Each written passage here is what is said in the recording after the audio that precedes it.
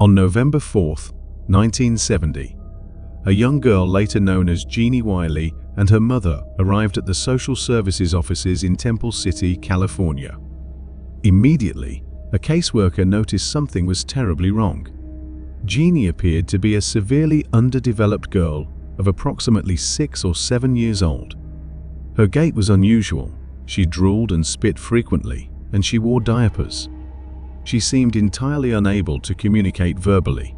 However, the shocking truth was that Genie was actually 13 years old and suffered from none of these conditions. Instead, she was a victim of one of the most horrific cases of child abuse ever documented. Genie, a pseudonym protecting her identity, was a name fittingly chosen for a girl confined and isolated for years.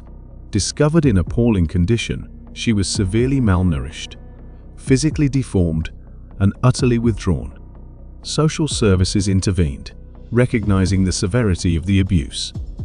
Genie's parents, Irene and Clark Wiley, painted a disturbing picture. Clark was a controlling, violent man who isolated Irene. Their first 2 children died under suspicious circumstances, one exposed to freezing temperatures, the other to a medical condition. The couple's desire for silence and control created a nightmarish environment for their 3rd child, Genie. Irene's 3rd child, John, survived infancy but displayed developmental delays, suggesting neglect. Clark's mother briefly intervened, providing care for John. Deeply attached to his mother, Clark was also heavily reliant on her financial support. Genie was born into a similar environment of neglect, but showed early signs of normal development. However, the death of Clark's mother in a car accident triggered a drastic change in his behavior. His paranoia intensified, leading to extreme isolation of the family.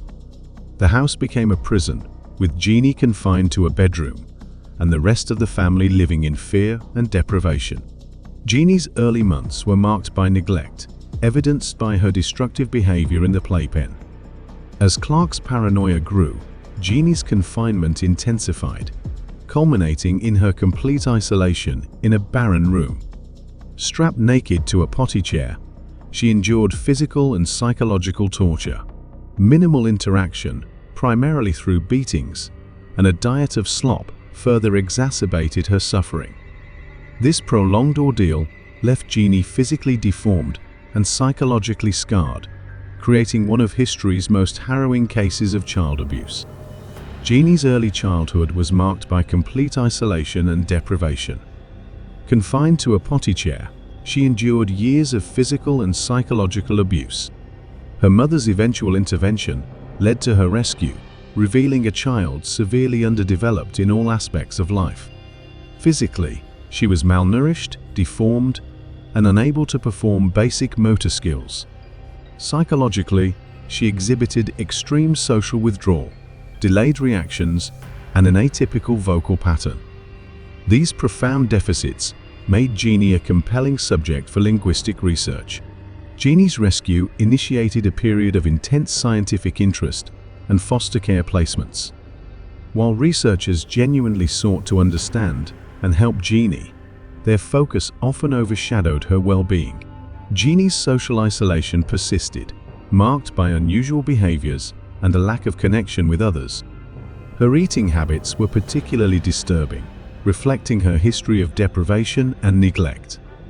Genie exhibited unusual social behaviors, including offering food to others, as if to compensate for her own deprivation. Despite her limited communication, she developed a basic understanding of language.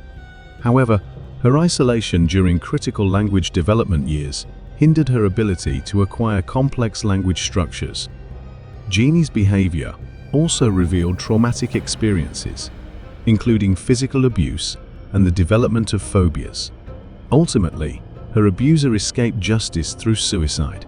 Genie's progress was reversed after returning to her mother's care and subsequent placement in abusive foster homes. She regressed significantly, exhibiting signs of severe psychological decline. Despite initial signs of recovery, Genie's story ultimately ends in tragedy, with her fate remaining unknown. Her drawing, expressing longing for her mother, serves as a poignant reminder of her enduring suffering. Thank you for watching. I hope you found the video informative. Your support means a lot to me. I appreciate it. Until next time.